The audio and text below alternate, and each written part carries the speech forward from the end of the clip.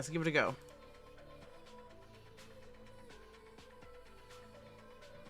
I mean, they both look pretty badass. And the same. Welcome to Love Shore. Shore is an interactive visual novel and dating sim. Duh. Play as either Sam or Farah and follow their unique stories in 8 possible routes as they navigate the sleepless city of Love Shore.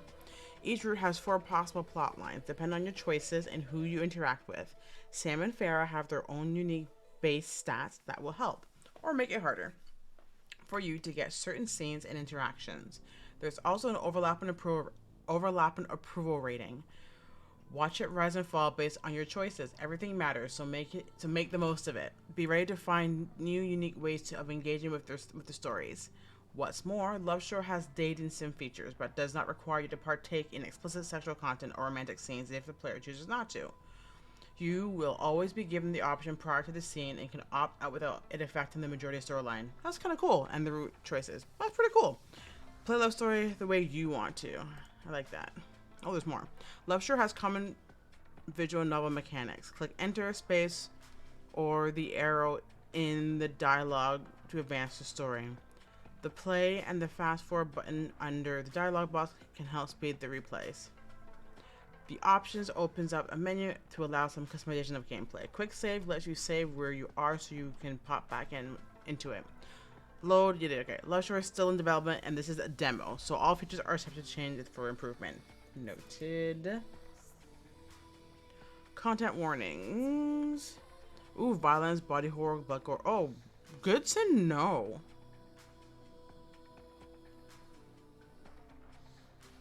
Character death, murder, kidnapping, past and present abuse. Whoa! This is way deeper than I thought it was going to be. Well then. I gotta do some... Hang on a minute.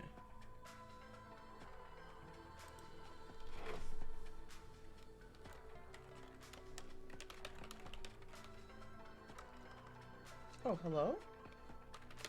I'm just gonna quickly tweak my...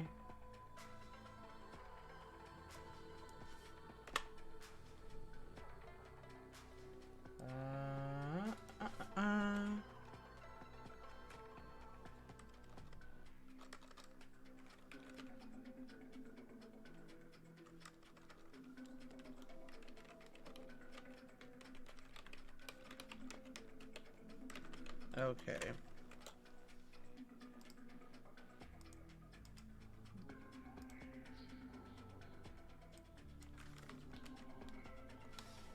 think I'm done.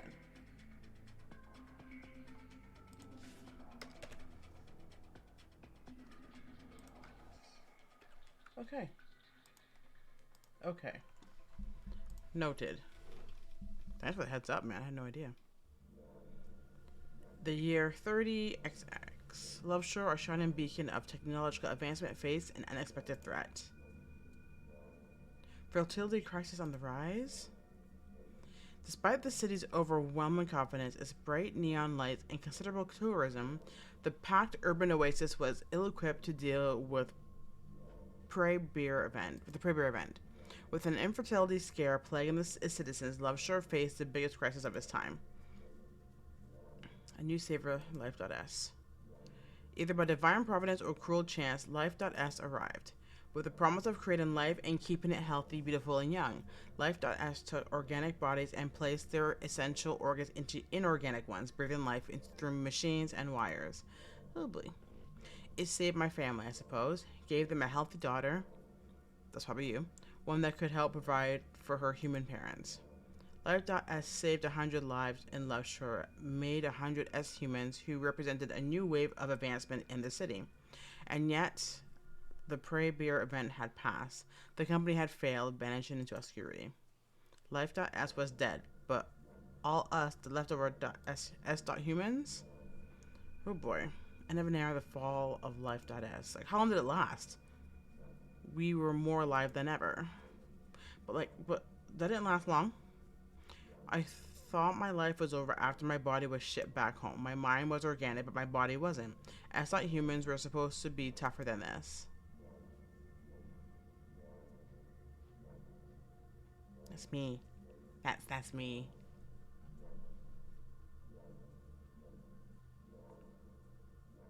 Good thing is when you're as human, you can rebuild.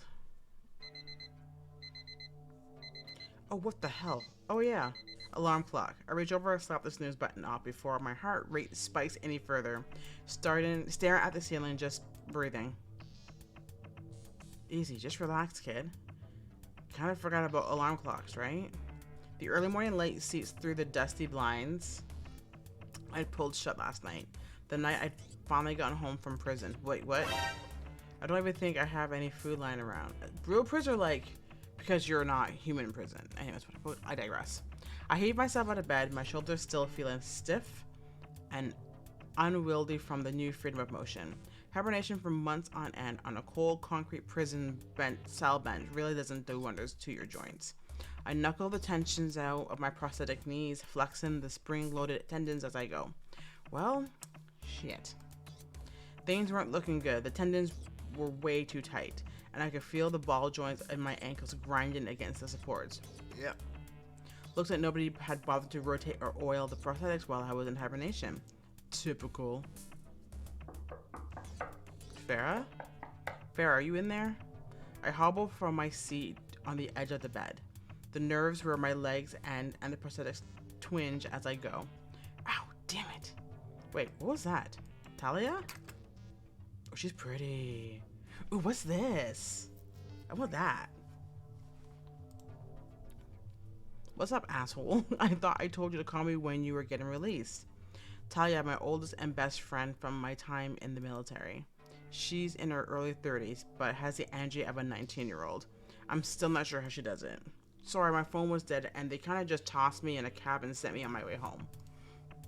Talia gives me an unreadable look and glances over my shoulder at the apartment and raises an eyebrow. I'm suddenly extremely aware of the fact that everything is still covered in at least a year's worth of dust. You could have left me a key so I could pick up the place. No way, I wouldn't have asked you to. I know you'd never ask for any help whatsoever. I'm sorry, Talia. I didn't really say goodbye to her before I was carted off. I'm sure she's not happy with me. It's okay. Bullying a gal who just got out of hibernation? Harsh. You know that my reaction time's not what it should be.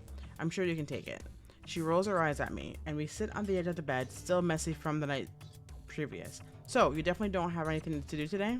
She's right, of course. You gonna get breakfast with me? Tell me about what you're gonna do? Hell yeah. I kind of forgot what breakfast tastes like, to be honest. They really only fed us those gross nutrients IVs. Well, I'd be happy to reacquaint you. She mosey's over to my dresser, opening up the top drawer and brushing off a jacket for me, tossing it behind her towards my general direction. I can feel my shoulders groan as I go to catch it, but at least I don't miss. Hey, what'd I just say about slow reaction time? Consider this your own personal training session. As she finishes, she tosses a new pair of socks over her other shoulder, hitting me square in the face. Fantastic, just what I need. I just woke up, you know. Oh, I know. Let's go, babe. Ugh. We've never had an emotional touchy-feely kind of relationship. Talia is more of an actions speak louder than words kind of person. I like that about her. I take the clothes she's been tossing at me, I throw them on to the best of my ability. We make our way out of the apartment building down the street level. At least the old cafe down the street was still open. Love Shore by day was pleasant enough if busy. My apartment buildings was part of the development that came on hard and fast as the city sprung up from the 24-hour system in the aftermath of the fertility crisis. Pray bear event, they'd call it. A better child, a better future. Life us. Pregnancies were failing at an astounding rate, and nobody knew why. Love Shore was forced to take drastic measures, and that's when the Life.S company engineered us, the S-humans. Genetically related to our parents with organic brains, but with tough, biologically simulated bodies specifically designed to protect us. The new golden kids of Love Shore. In jail, the hours drag on, and you eventually lose sight of everything you thought you knew about yourself. When your body doesn't grow old, time can stand still in a way most humans can't understand. I was put into a hibernation for brawling, injuring a fellow citizen. It's just a fancy term for months on end of solitary confinement. I remember rage and a kind of bone-deep fear I hadn't felt since my time in active duty. After that, all I had were memories of being restrained immediately after my trial, and then waking up sitting in a useless husk of a body. Immobile until my release, I guess I had a lot of time to think while I was in there. Hey, you want to stop in here? Sure, why not? The cafe was familiar, but everything else was still overwhelming. People walking around a busy street. It was almost too much after being alone with just my thoughts and Sam's face for company. Sam. I hadn't seen him in the apartment building when we left. I wonder if he's alright. Talia picked up some sandwiches for us, and we meandered back down the street towards the apartment. We don't talk much. She looks thoughtful. Farah? Yeah? What happened to you in there? I don't feel like I can comprehend it. If I look at it too closely, it all comes flooding back, and it's like I never left. It's okay if you can't look at it head on right now. You just got up yesterday, for Christ's sake. I can't leave her hanging like this. Come on, Farah, you gotta tell her something. Well, for one thing, I was seated right across from Sam in the prison cell. I'm sorry, what? Sam is in your weird neighbor, Sam? That Sam? Yeah, is not really sure. I'm not really sure what to do about it. Okay, but you know he still lives above you? I saw him coming out of the building a few days ago. Shit. How long would it before I ran into him? Not exactly in a conversation I'd look forward to having.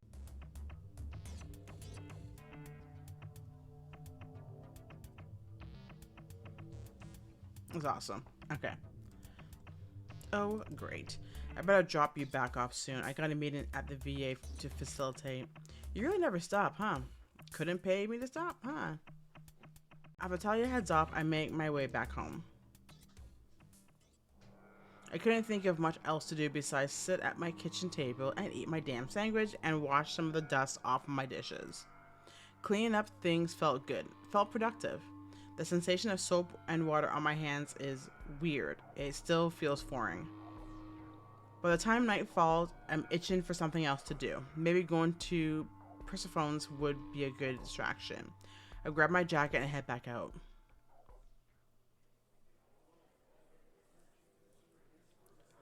Oh, great, wasn't towards you. You know that. Whatever, you keep quiet. Persephone's wasn't a large bar, but still was somehow the kind that you could get lost in. With enough nooks and crannies for private conversations, but with the expansive liquor selection to draw a crowd every night. It was a reliable locale where all kinds of people, both human and as-human, could get lost in their drinks with only a slight amount of judgment. I recognized the bartender, Maya. Oh, hey. What's up, Maya? I make my way through the bar, through a few early evening barflies to lean on the sleek bar top. Neon eyes reflect behind her, glowing through her strawberry blonde waves. Farah? Farah! She's as gorgeous as ever. Not that she's changed at all since I got put away. As human like me, Maya had some side business with the underworld that she didn't like to talk about. At least not while she was behind the bar. She's always professional like that, cool and collected, good at playing her part in whatever group ran the place. I had no idea when you were getting out. She reaches a hand across the bar to rest on my forearm. I hate to say it, but you look like you need a drink. I hate to say it, but I really need a drink.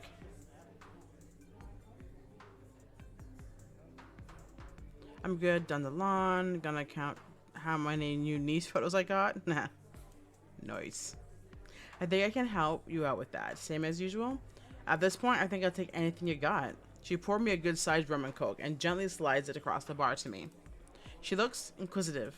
So, I suppose I won't get away with people leaving me alone today. With Maya, I don't mind so much. I still drained half the drink in a few large gulps. I saw your cellmate the other day. I choked on the last gulp of my drink.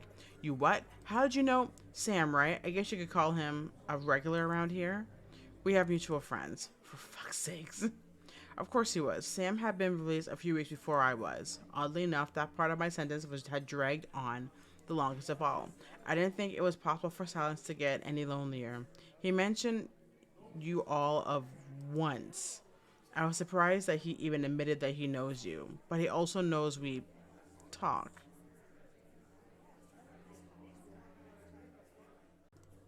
Yeah, well, it's not really his business what he knows about me and you. He's a snake, but he's an entertaining snake at least. I know he was shady. Even before our jail sentence, I noticed him coming and going at odd hours, meeting all sorts of people outside the apartment building. I had barely considered that Maya might have known him through mutual friends. Whatever the hell that meant. She always just seemed so put together. Takes all types, I suppose, but it's not like we did a lot of talking in hibernation. No, I suppose you wouldn't.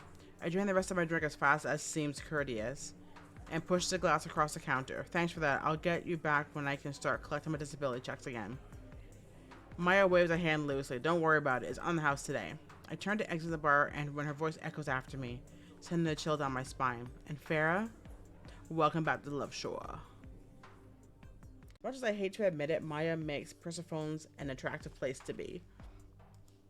But I can't stay there forever. I haven't even checked up on my prosthetics, and my joints are all aching already.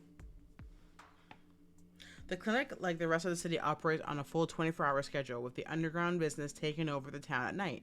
The injuries, accidents, the bodies tend to pile up all hours of the day.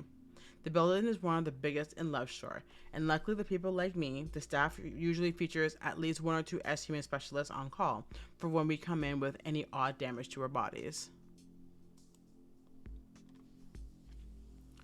I make my way to the front desk where a beleaguered-looking receptionist sits. I can't, she must be not happy. I can't really help but feel a faint glimmer of hope rise in my chest. It'd be stupid if I didn't check to see if Imani was here. Oh, I love that name. You have an appointment? I'm looking for Dr. Imani Santero. Santero. The receptionist flicks through the tablet with what looks like schedules and shift lists. Nope, she's not on today. Hadn't been in for a week now. A week? Is she alright? Is she on leave? I'm not sure, miss. She hasn't called in sick, so she must be on leave. Out of nowhere, I get a sinking feeling of dread on my stomach. No, it must be fine. She must just be taking a short leave. Or something. I guess I'll see whoever's available. S-Human specific for prosthetic training. Take a seat. It's gonna be a while. Great. Just what I want. More time to be alone with my thoughts. Waiting was old hat to me at this point, and sitting in the clinic's waiting room, I do my best not to run disaster scenarios where Monty, my old doctor, didn't run off to the opposite end of the country or come down with some insane disease or... Cool. Being S-Human does something. Swipe to learn more. Before I can catastrophize too much, they're calling me into the clinic room. A young resident makes quick work of adjusting the tensions on my legs and resetting the joints, checking all of the nerve connections and making sure the rest of me hasn't atrophied completely. Cool. Much better. What the hell? What the hell was that? Hey, what's your problem? A shape that looks suspiciously like a person flashes across my vision, running behind the corner of the hospital. You, what's the deal? Just what I need. Shadowy individuals trying to take my picture. I jog to the corner and nothing. Fantastic. Heaving a sigh, I turned to head back home. The neon of the buildings glowed brighter as the evening darkness deepened, and I wove my way through the night crowd back to the apartment buildings. Okay, but really though, who was this person? Why are you taking my picture? Why are you being rude like that? Like, I don't like that at all. A crack of thunder peals overhead, just my luck. I fumble for my key for a minute before pushing open the door to my apartment and throwing my jacket on a chair. I guess I left myself back here while I was out. How do you not? Who's calling you? Huh? Imani? My heart dropped straight to the pit of my stomach. How could she have known I was looking for her? Farah. It's Imani. I know that you were just released, and I'm sorry to do this, but I need your help. Desperately. I have some information about a project that might affect a lot of people in the city. It's related to Love Shore's underworld. You're the only one I can trust right now. Please, just call me back as soon as you get this. All this was too coincidental, right? Amari's voice sounded truly, legitimately terrified. And what was that about? A project? About the criminal underworld? There's no way that Imani's not in trouble right now. And if she's missing, I could be the only one who knows where she's... No, she's in deep, deep trouble. Well, fuck. Ooh.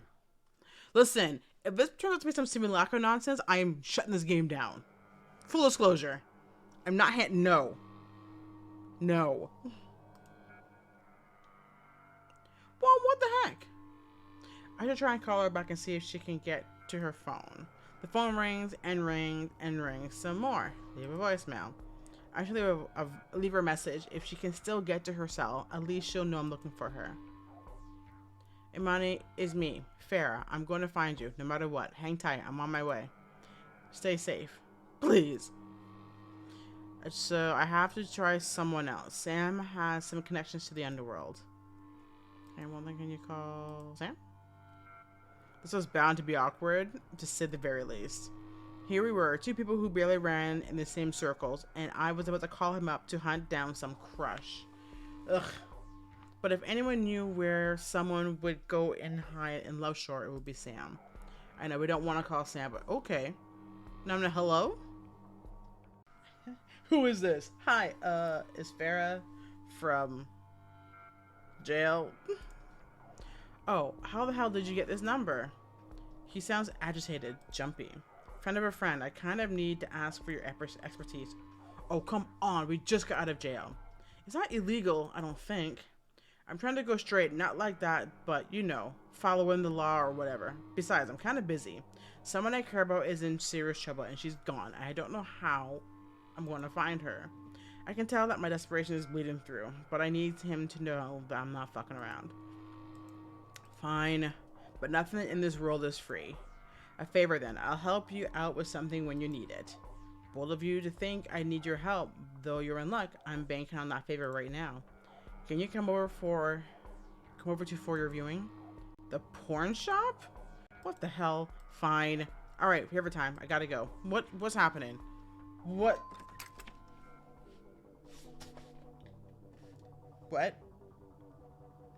All right, don't freak out or anything, but can you help me carry him? What?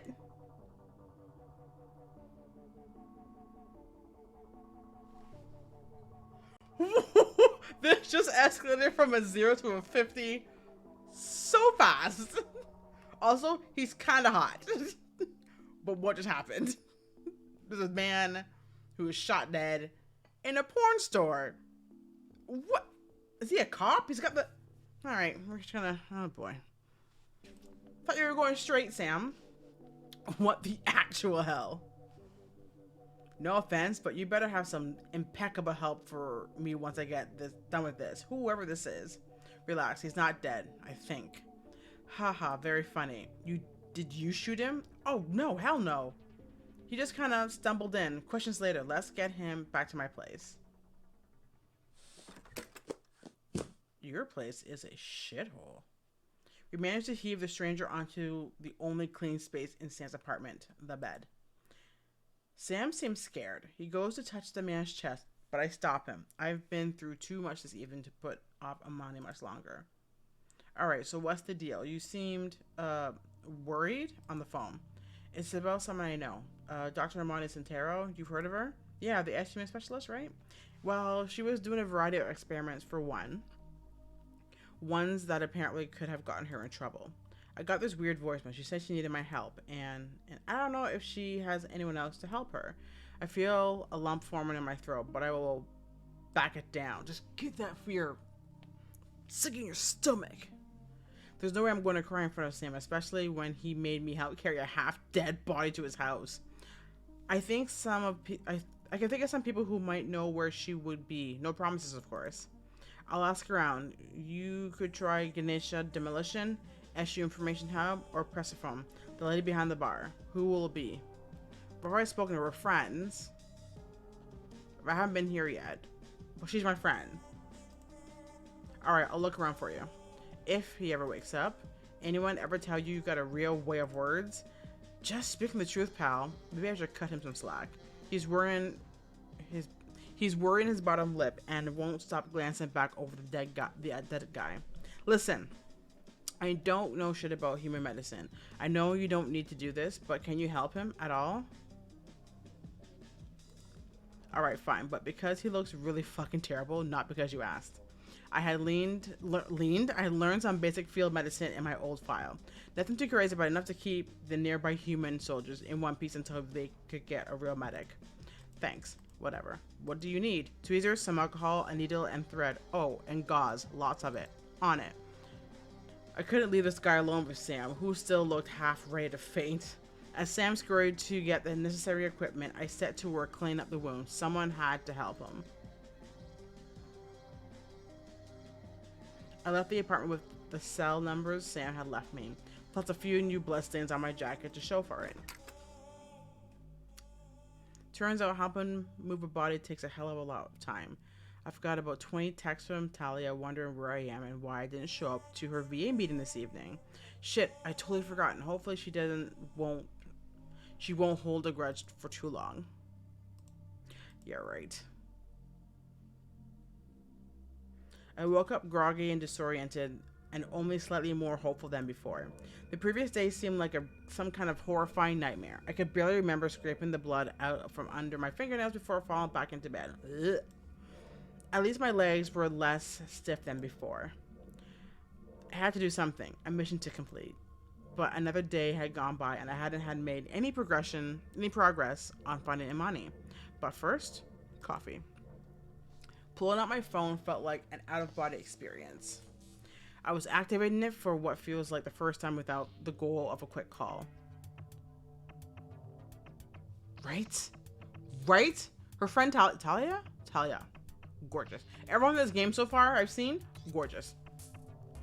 The system must be old. I haven't updated it since I was carted off. I scope out the damage. Hardware at least 3 years out of date and what must be a million software updates.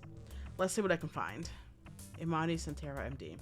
It looks like she's the only person named Imani Santero, nothing too mysterious, or any new articles really. I scroll a bit to make sure that no weird articles are hiding at the bottom of the search results. I click up to the images, only a few recent pop up. Like, she's gorgeous too. Like, wah, wah.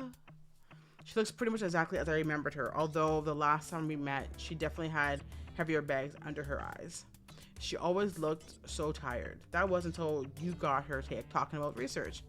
A pang struck me at the memory of her eyes lighting up, of her enthusiastic gestures as she tried to explain her newest experiment to me. Not that I really follow it all, I just like to see her talk and go on about whatever it was that she'd been investigating. She was normally so quiet and still. It was charming to see her go on and on about her research. I really didn't like how scared she sounded on that voicemail. It wouldn't be any good to go around asking questions during the daytime, so I waited until nightfall, trying not to think about it. Not the waste of a day. I failed miserably. Suddenly my phone buzzes. It has to be Sam. Huh, that was fast. I looked around for you. Might want to check back at the hospital. Heard there might be some labs in the basement where Imani could be hiding out. Makes sense.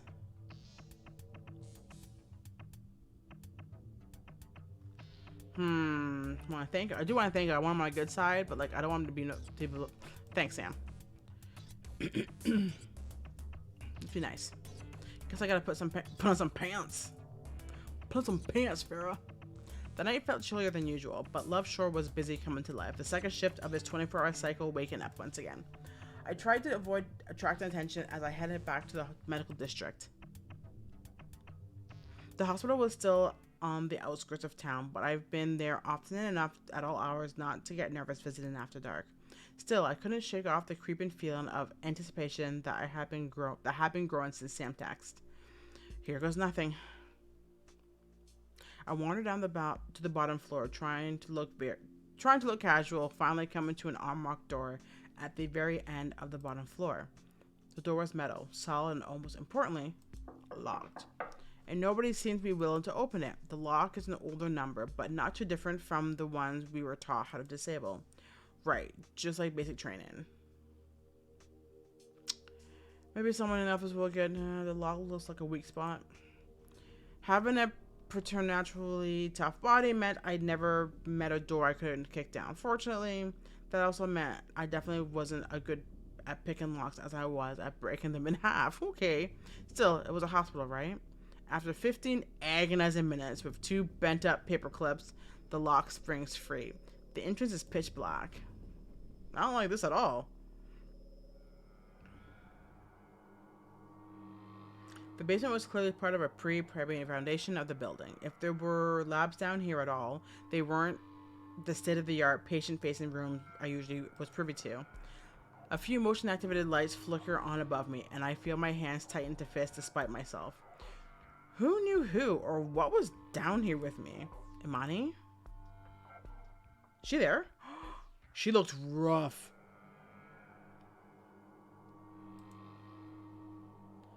Farah? Maya looked shocked and amazed, but not quite unhappy to see me. How did you? I thought I heard the door opening. I have my ways. You managed to crack that door, didn't you? Maybe I did, maybe I didn't.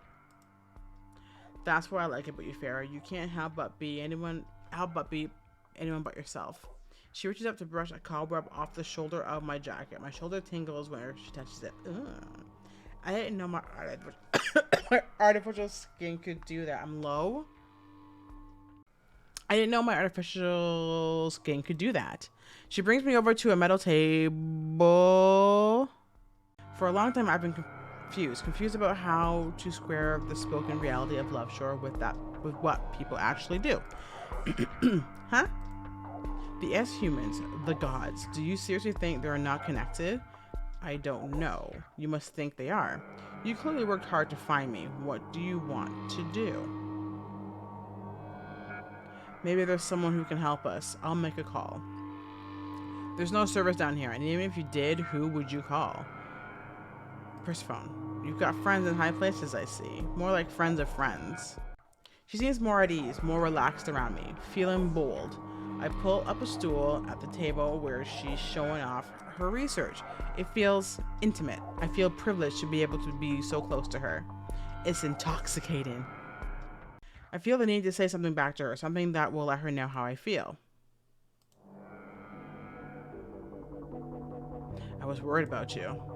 You were? I guess you're right. I was technically missing. Nobody has to know where I've gone, though, do they? Of course not. Good. I'm glad you'll be reasonable. She leads me over to a board pinned with dozens of paper, charts, and graphs. It's almost incomprehensible. I do a quick visual scan to make sure it's nothing I already have in my database. My eye scans struggle to pick out any patterns or identifiable names. All I pick out is a map of Love Shore with areas marked out in different colors. It looks like territory. There are things going on here that I want you to know about. She seems serious, at least more than usual. Things? What kind of things? She clears off some sticky notes from the map of Love Shore my visual scans picked up, gesturing at a hole. I'm sure you recognize the map, but what you might not recognize are the regions. I know you're aware of the gods. You can see their true forms as they really are. I can, but I'm still not sure why it's relevant. Patience is a virtue, darling. I'm getting to it. The darling part is admittedly distracting. I try my best to ignore it for now. These regions mark the territory of the gods, as they currently are in Love Shore. How did you get this? Even S-humans who can see them don't know exactly who moves where. As the saying goes, knowledge is power. She seems more than a little proud of herself. I find myself wondering if Sam has anything to do with it. But you're right, the gods are supernatural, yes, but more importantly, they retain their stronghold in the city through obscurity.